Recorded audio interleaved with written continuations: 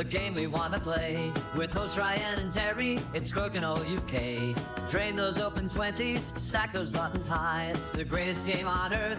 Tune in and find out why. Hogan's Alley will get you in the mood. Don't go buying Crokinole from weirdos in the nude.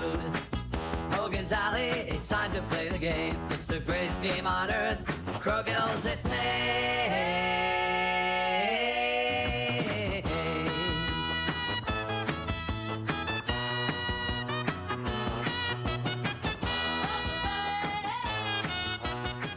Good morning, good evening, good day, good afternoon, whatever time of day it is where you are in this big, beautiful Crokinole world. Welcome back to Hogan's Alley.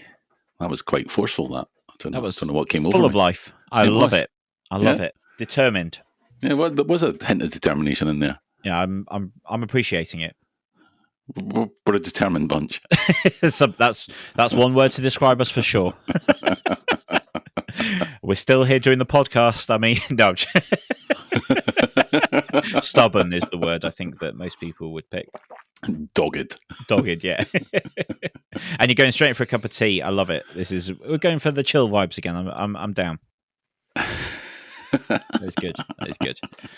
Awesome. Yeah, we just thought we're going to chuck something out, didn't we? There's been quite a bit going on, and we were sort of worried that the end of year episode might end up being 5 hours long if we're trying to cover everything. So we thought we'd just quickly jump on and do a little update, didn't we? Really? Yeah, we have got some things to talk about. Yeah. Some fun and some serious. Ooh. What are we starting with? So we start with the serious. Yeah, go on then.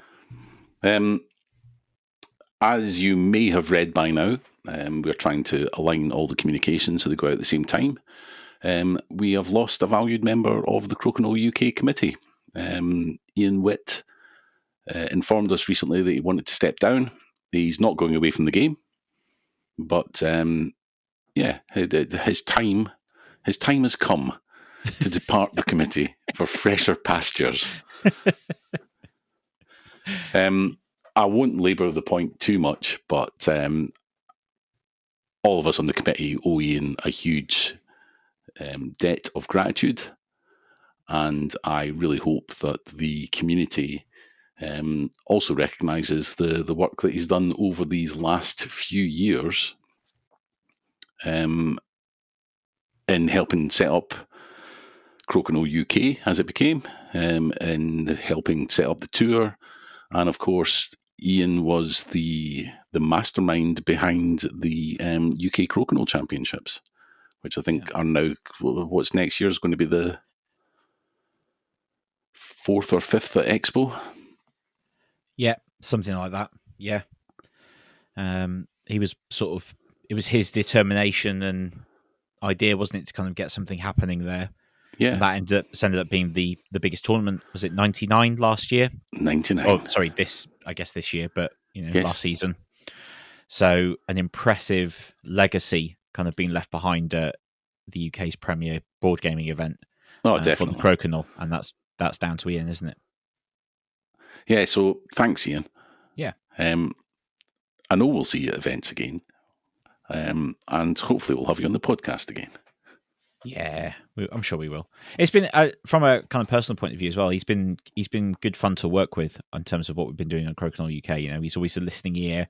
He's always a voice of logic and reason, and he's always up for ideas, which is really good. So, it's been fun working with him on that. Yeah, it has. So we've got a hole in the committee. We had a hole in the committee. Oh, look at you! Look at you playing dumb. When that came through, we had a little discussion amongst the committee. There was a few names that came to mind. I'm glad to say that the first name that we approached, our preferred candidate, if you will, agreed to join the committee. So welcome aboard the lovely Helen Temby. A former co-host on this podcast, of course. Former co-host of your Hogans. Yeah. She's told half the tour where they're going out for dinner.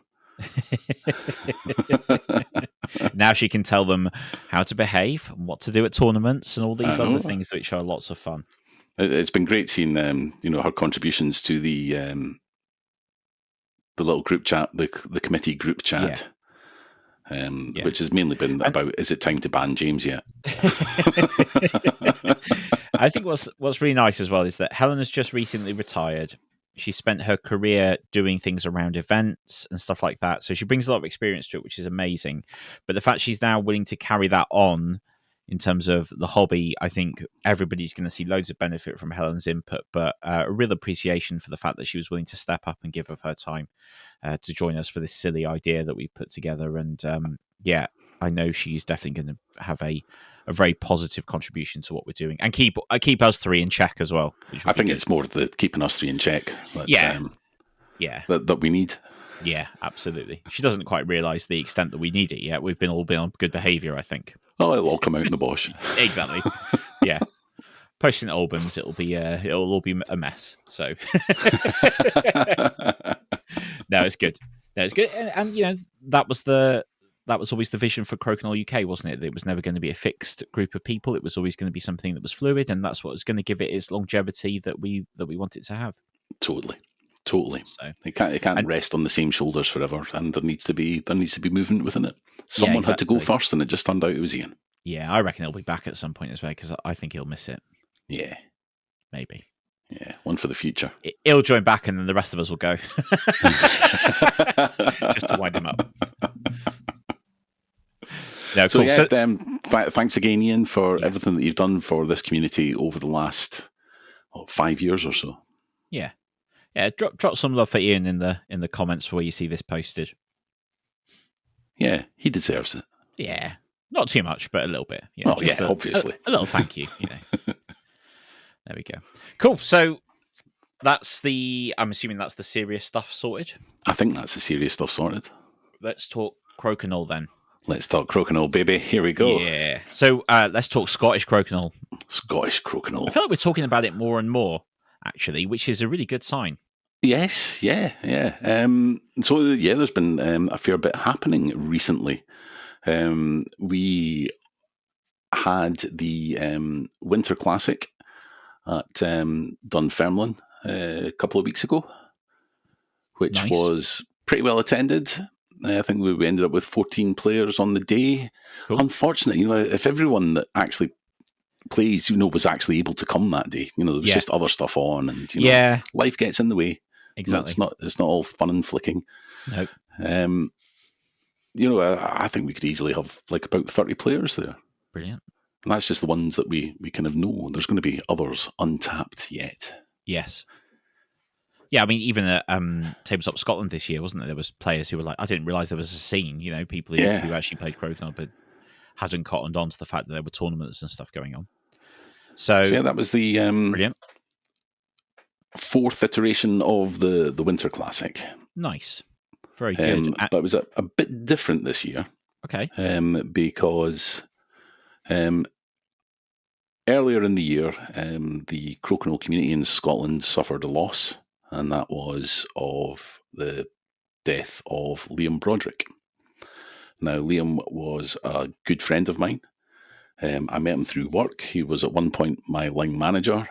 There was all that kind of work stuff in it, but we became firm friends, mainly through gaming. Yeah, after his death, Pat, Liam's wife, got in touch with me and just said, Terry, we've got a shed full of games. Because Liam was a big war gamer, so lots of miniatures and scenery and all that stuff, loads of books on kind of military history, as well as gaming stuff, and a reasonable board game collection as well. And so Pat basically said, can you take it and, keep some if you want, distribute it amongst his pals, do whatever you think is right for it. And I said, well, I can do that, and then I can sell the rest, and I'll get you the money. And she was like, no, don't do that. I don't want it to. And I was like, right, okay, I'll tell you what. I'll take some games to Tabletop Scotland, which sold, and we then reinvested that money with I'll probably put a little bit towards it as well, into a new cup for the Winter Classic. So we now have the Liam Broderick Memorial Cup. Lovely. As a lasting tribute to what was it? Yeah, he was just a really, just a really special guy. That's awesome. That's really cool. And what a lovely way to kind of honour him as well. Yeah. That's really nice. Yeah. And yeah, a nice way to kind of just remember, because ultimately we say about it all the time on this podcast. It's about the people, right? So what a fantastic way of remembering someone who's been part of that, and a good friend of yours as well. Yep. And it was weird because I think that was the first Winter Classic that Liam was not at, because he always played in that. He did play in the Grand Prix a couple of times, but it wasn't his first choice of game. But I think he always just he was the kind of guy that would want to support things that his pals are doing. Yeah, nice. And he's still doing that even after. Yep. Yeah. His awesome. legacy will live on. Yeah. Oh, that's lovely to hear. That's a really touching story. So the tournament itself, what format did you run? So we had a full round robin. So everyone playing everyone. The top 4 at the end of that would then progress to kind of A pool semis and final, with positions 5 to 8 contesting the B pool. There wasn't anything else below that because we were unsure of numbers all the time. And there's a limit to how much I can ask the club to supply trophies for me. Yep. So it was in the B pool. We had Matt Prowse, Bob Hoskins, and Daryl and Helen Morrison. Oh, what a fun group that would have been. Yeah. So the semis going off between them. See, Daryl and Helen have started. Daryl and Helen. That's actually quite hard to say with the two together. It's really good to kind of see them coming to events because they came to Wrexham. Obviously, they're at the GP. Yep. They're really good fun because they're like properly all about the vibes and they're just there to have a really good time. And I really enjoy playing them. It's always a lot of fun. Yeah, absolute hoot, the pair of them. Yeah, definitely.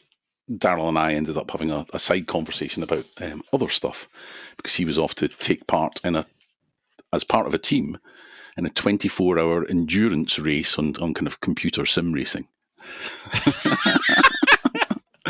Oh, wow. So him and 3 other drivers, or 2 other drivers, or whatever, a team of 3 or 4, would all be sitting doing like 2-hour stints or whatever, and like Le Mans, GT3 cars around. I forget where it was. So like Le Mans, but for from the comfort of your desk. Yeah. Amazing. I had no idea what you were going to say there. And that would never have been on my list, I don't think, of things that I would have guessed. There we go. I will ask him about that next time I see him. I'm still not sure how he got on there. But in the B pool, it ended up Matt played Helen in the semi and Bob played Daryl, and it ended up a final between Bob and Helen. Okay. I think Helen and Matt's game was very tight. But ultimately Bob won the B pool there, so delighted for my buddy Bob. Yep, I met Bob at the GP. He's nice guy.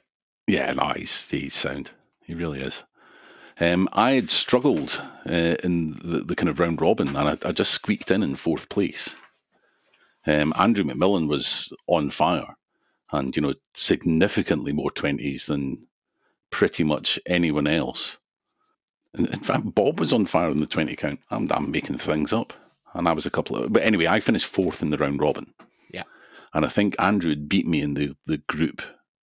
And Gregor Forbes and John O'Brien also made it through. Mm-hmm. Gregor, I think I drew with, and I can't remember the score against John. Possibly a draw as well. There was a lot of draws I was coming out with. I'm pleased to say, at the risk of blowing my own trumpet, I'm pleased to say that I just got it together for the semis. Perfect. I had Andrew in the semi, who beat me in last year's semi-final at the Winter Classic, which teed up a final against with him and John. Didn't happen this year. No, I was pretty dominant in the semi against Andrew, and met Gregor in the final, and I was also pretty dominant there. It all came together for me in the knockout. We then also run a kind of quick doubles tournament after that, just one round robin. Nice. And that's usually done with like the top, whoever finished top in the individual round robin is paired with whoever came bottom. Yes. And then you just kind of squidge it in. So it's usually someone in the middle of the pack that goes on to win that. Not this time though. Andrew McMillan and Simon Harper were on fire, and they took that by a point with myself and Greg and Team O'Brien, because John ended up teamed with his son Cian. We were 1 point behind Andrew and Simon's parents, so it was lovely to see Andrew and Simon lifting that. So yeah, it was just a fun day of Crokinole with a burger in between. Perfect. That sounds good. It's always fun to kind of get doubles in there as well, right? It's always fun to get some doubles play. We've said before, we don't get to, it's not as common on things like the tour at the moment. There's always more demand for it, and it is expanding, which is good. But yeah, always good to get some doubles. And good warming up for St Albans, which is only probably when you listen to this a couple of days away. So that'll be good. Yeah. So yeah, no, it was just a fun day. Brilliant. And I'm again, glad it went well. The old adage of no easy games in Crokinole anymore were true throughout the round robin. Yeah. Especially if you're seeing a lot of ties. A lot of ties, I think most games someone picked up a point. At least, there wasn't many 8-0s. No, they're getting rarer, aren't they, for sure? Yeah. And we mentioned them a moment ago, but again, huge shout out to Daryl and Helen for rocking up and really producing some excellent results. I think their attendance at tournaments is really helping that. Yeah. And I think that, and we've said it before, and I know I sound like a broken record, but I don't really care, because I think it's a point that needs to be laboured, which is if you come to tournaments, you will get better. It's as simple as that. There's no ifs, ands, or buts with it at all. It's just like, that is what will happen. Yep, that's what we envisaged for the tour, and that's exactly the knock-on effect and the impact. I think Mark mentioned it, didn't he, in the last podcast? He said, we're starting to see the results now of the tour running for a couple of years, and that is definitely true. So if you're listening to this and you're not sure about coming along, just do so, because you'll have a great time, and you will improve. I think they were talking about coming down to Aircon. So awesome. Hopefully we'll see them there as well. Yeah, that'll be nice. Aircon's good fun. Yeah. We'll have more details about that, I guess, a little bit nearer the time. So keep an eye on the website. Shall I give a bit of a tease, though? Oh, always.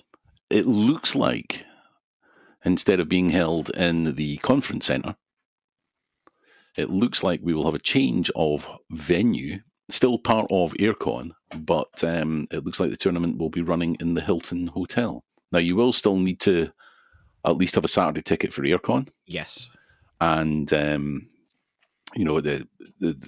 also your entry to the tournament. But hopefully, the surroundings might be a bit comfier. Although, where we were in the conference centre, I thought was always quite nice up in that balcony. Yeah.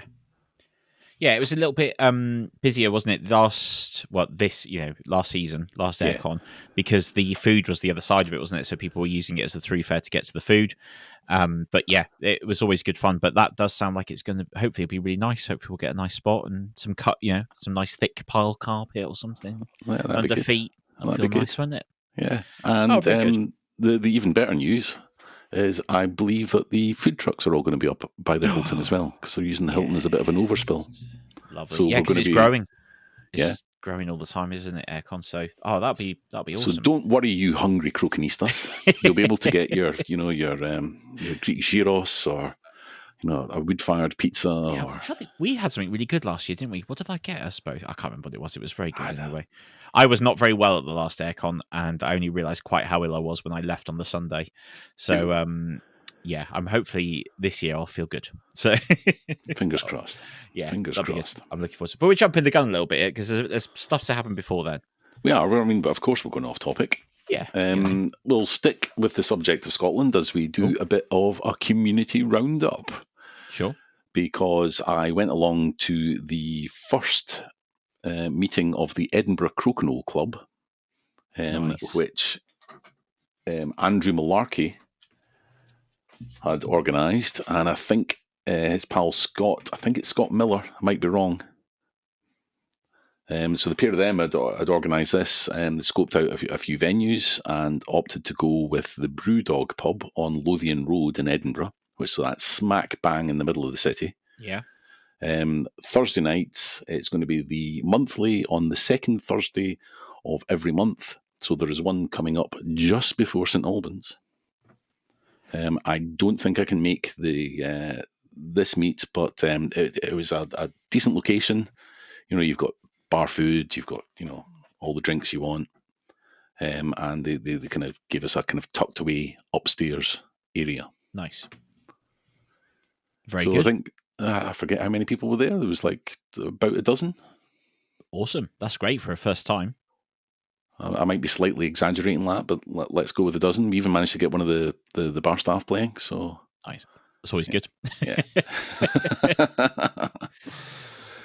So yeah, we just thought it was worth just giving shout outs to what's going on around the country, because you just last week also had your last meeting of the year of the Carnarvon Crokinole Club. So yeah, it's been a successful first. I mean, it's not been a full year yet, but it's been a successful first few months for sure for Carnarvon.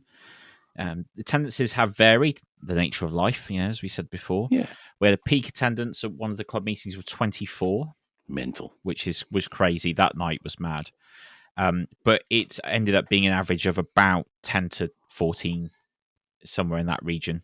We had a couple of nights where it was a few less, just because, again, stuff going on and things like that. But yeah, it was really good. The venue have been really pleased as well.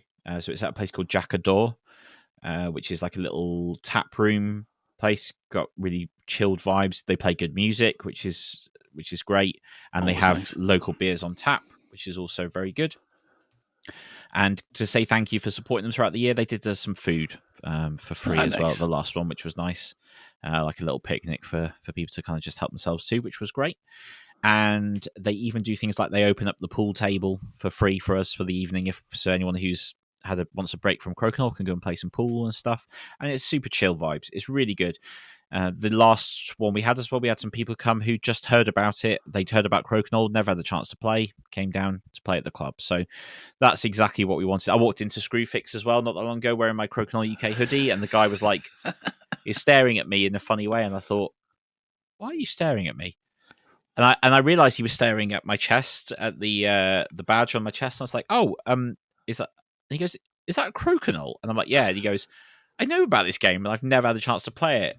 So I said to him about the club, and he's like, oh, I probably won't get a chance this year, but he's like, in the new year, I'm going to hopefully try and come down. So yeah, it's funny how it goes. I think there are people out there who know about it and have seen it online and stuff like that. They just want to get the chance to try it, and that's what these clubs are going to help people do, which is great. Yeah. But there seems to be that's the byproduct now of what we've been doing tournament wise and tour wise, is that these clubs are popping up, which is really exciting. Obviously, you mentioned about Edinburgh. Yep. I've had success with Carnarvon. We've got Evesham Crokinole Club run by the Temby. So that's popped up, isn't it? The last few months, they seem to be having loads of success there. All the pictures, there seems to be plenty of people going down there to play, which is great. Looks like a really sweet venue. Yeah, it looks really cool. We've got the guys in Taunton, so the Somerset Crokinole Club. The robots. The robots, yeah, the Rowe brothers. They seem to be having success with that. They seem to be going full on, quite intense with it, in terms of that seems to be what their players want, which is awesome. Getting almost like mini tournaments running each time the club get together, which is, that's only going to make them better, which is annoying. But even we've got there's the Hackney Crokinole Club, isn't there, in centre of London? You mean England's oldest Crokinole club? England's oldest Crokinole club, yeah, at the Cock Tavern, isn't it? Yeah, the Cock Tavern. Yeah, so get down there. They've got a couple of boards on the wall. I think there's one board on the wall anyway. Yeah. So if find yourself in central London, make sure you get down there. And I know of a few other clubs that are in the process of trying to scout out venues and find stuff that's happening. I think in recent weeks we've had mention of one maybe starting up in Reading, which could be really exciting. One starting up in Liverpool, at the Baltic. Something planned for Plymouth for next year. Yes. So there's just loads of different things kind of going on. I think maybe even the guys in Sheffield were talking about maybe looking at something as well. Yeah, I need to go back to the Hill End Tavern and speak to them there about running something monthly, where we were for International Crokinole Day. My goodness, that's 4 months ago already. I know, but I think this is really exciting, and I think ultimately this is what is going to make Crokinole. Is going to give it the longevity. The tour is brilliant, and I think that is always going to be the key thing. But it is clubs that will keep interest coming in. Yeah. We have the knock-on effect of playing at expos and conventions, which is brilliant. But they are board gamers already. A lot of them already know about Crokinole. They've either tried it or they are looking to try it, which is a captured audience for sure, a captive audience. The difference with the people coming down to play at clubs is that they are likely to continue to come down, month after month, every few weeks or whenever it runs. And they're the ones who are going to introduce even more people. They're going to bring somebody along, and then they're going to bring somebody along. And suddenly, before you know it, like I said, the evening when we had 24 people come, that was people bringing other people. People rocking up who'd been to one and then bringing 2 or 3 people the next time they came and stuff like that. So we did quite well considering between the club we only have 5 boards, but we managed to get everybody games. Everybody had time, but we go for quite a chilled, laid back approach in our one. Yeah. And all these clubs have their own identity, which again makes it really interesting and exciting. Of course, Fruki, the Albert Tavern. Yes. Of course. He's got his monthly Crokinole night there. Yeah. And they've got something going at the is there like a tap room place as well? Is there something going on there as well? Oh, the How Beer Project. So That's How it. with an E at the end. That's it. There's something going on there as well. They're running occasional kind of Crokinole sessions on a Sunday. Yeah. Oh, and there's another one as well. There's the one in Shrewsbury at the... My God, it's just all happening. I know. Is it the Barn? I think it's called the Barn or something like that. Have a look for that. Yeah, so they are starting to pop up these events and clubs and monthly things going on. So have a look at it. I'm still working. We have got a lot of them on the map on the website. I'm still working to see if there's a better way we can kind of detail out these clubs. Mm-hmm. But yeah, it's really exciting to kind of see all this development and see what people are doing and people introducing more people to Crokinole, which is awesome. If anyone's listening to this that has a club or knows of one that we didn't mention there, it's not because we're ignoring you. It's because we either don't know about it or we've just forgot. So do let us know about that, and we can shine the spotlight there as well, and maybe get some people on to talk about their club experience. That might be an idea. Yeah, and if you're interested in setting up a club, there are people out there who are doing it. So ask the questions. Use the Facebook group or drop us an email or in the Discord, whatever you want to do, and just ask the questions. People will be more than happy to give advice and give suggestions on what it is that you can do to get a club up and running. I know I'm full of different things about and I have quite strong opinions about how you should approach doing the club to make it so that it will last. What shock Ryan with strong opinions. Who'd have thought it, eh? So you mentioned the Rose are taking it quite seriously down in Taunton in Somerset. Mm-hmm. So seriously, in fact, that they are organising a tournament at the end of January. Yes. So the Somerset Crokinole Slam. Wow. I like how they've adopted my style of like giving it a really big, boisterous intimidating name. Yeah. Crokinole Slam. So that's the end of January. I think it's actually on the 31st, isn't it? I think it is. Yeah. So there's details for that on the Crokinole UK website if you want to find out more, and it will take you to the link they've set up so that people can buy tickets, and they're doing doubles and singles there as well. Yeah, full day doubles and singles. Yeah. Get in touch with the Row Boys if you're going along, because they're also offering a discount if you're able to bring along a board, which is a nice little touch. They are indeed.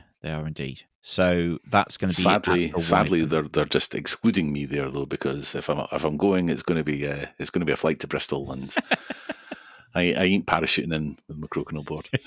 We've spoken about that before, haven't we? Yeah. So that's at the Wyvern Taunton County Cricket Club. Yeah. Crokinole and cricket. Crokinole cricket seems to be a running theme. Strikes again. Yeah, absolutely.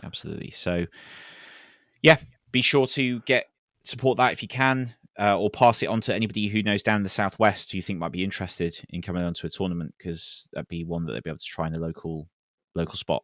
Yeah, and it's good to see a tournament in the southwest because we've not been able to do that yet. Good cider, exactly.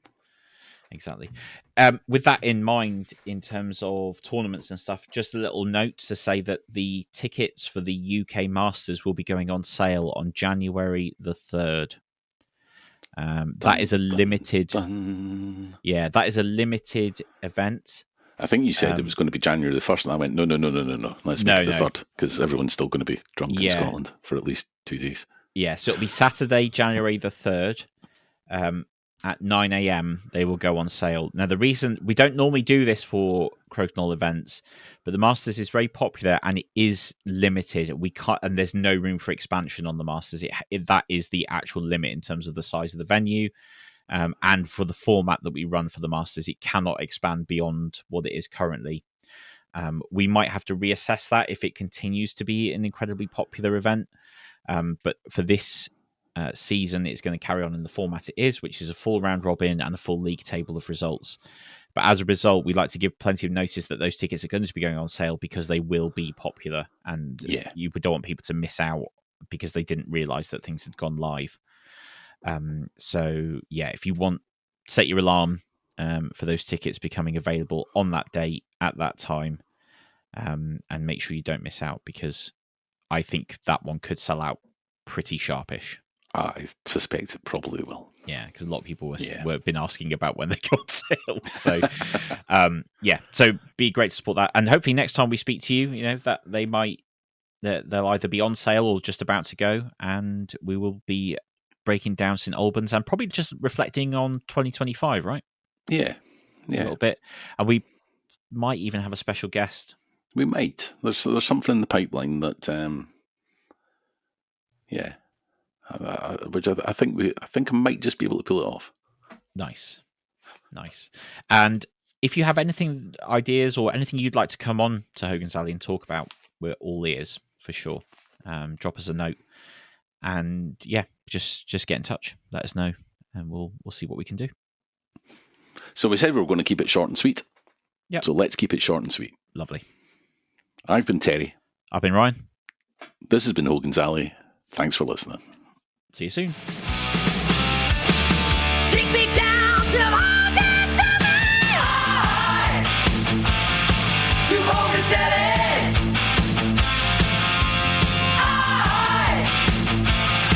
To Hogan's Alley. We'll either leave this in, and it's going to sound like you're going to hear all the rustling of Terry looking for score sheets in the background of his setup, or he's going to edit this out and you're never going to hear what I'm saying. I'm basically watching him like confused. He's looking through a cupboard trying to find out where stuff's gone. You might hear this, you might not.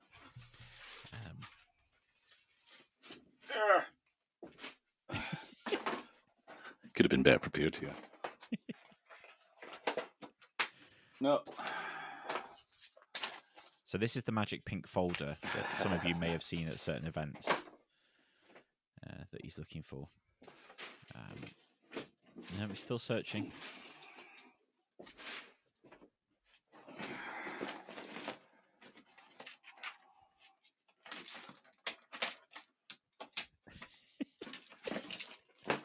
Oh, might have had something.